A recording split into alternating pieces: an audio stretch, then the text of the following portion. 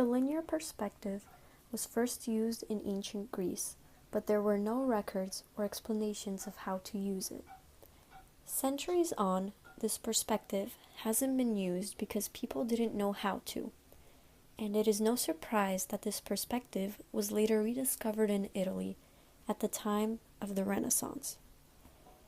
The Humanism and Renaissance were the cultural and scientific epochs in which people would seek knowledge and inspiration in the ancient Greek culture.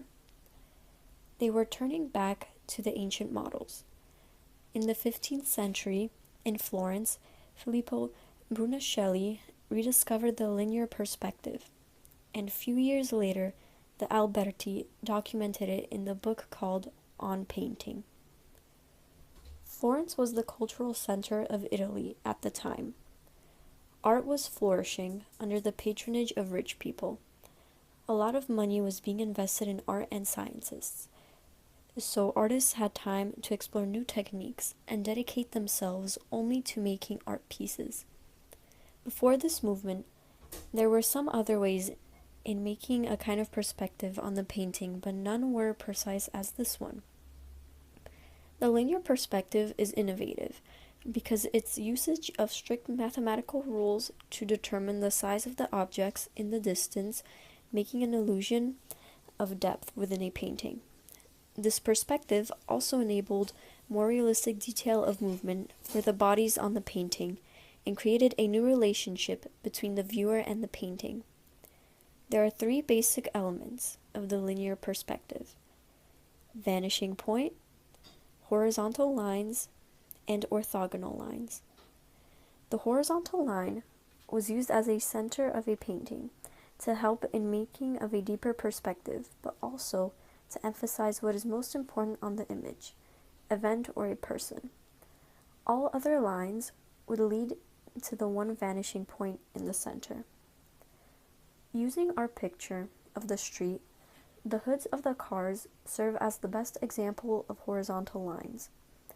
Orthogonals are receding parallel lines. In this case, the rows of cars, buildings, and trees serve as orthogonal lines.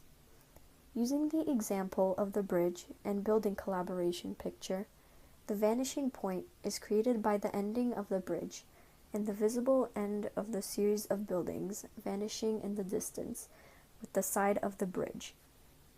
Many artists of the time used this new technique, an example being Raphael. Raphael painted the School of Athens painting using these techniques. The heads of the people serve as the horizontal lines, and the column ledges, along with the narrowing floor, serve as orthogonal lines. The vanishing point is given to the center of the two men dressed in blue and orange, standing side by side. One of the paintings we have discussed in class that heavily uses one-point perspective is Leonardo da Vinci's The Last Supper. The vanishing point is Jesus himself, along with the window that is behind him. It portrays him as the significant figure of the piece. The rugs hanging along the walls, as well as beams and wall edges, serve as orthogonal lines. The clear horizontal line is the table at which the figures in the painting are sitting at. Another thing to point out in the painting is the use of thirds within the painting. There are 3 windows along the back wall, as well as 3 crests painted above the piece. The rule of 3 symbolizes the Holy Trinity, the Father, the Son, and the Holy Spirit.